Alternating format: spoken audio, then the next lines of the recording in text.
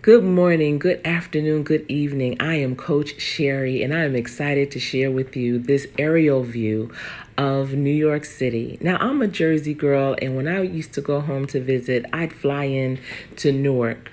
But recently, I flew into LaGuardia, and when I looked out the window, just check out the Empire State Building. Look at this skyline.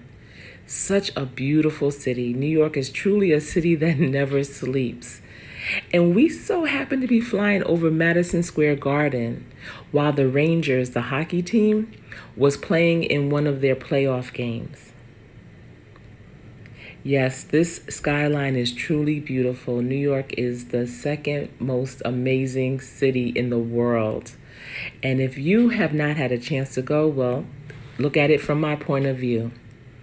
Then as we continued to fly, I looked out and saw this huge patch of grass and realized this is Central Park. This is the aerial view of Central Park. But look at the sunset.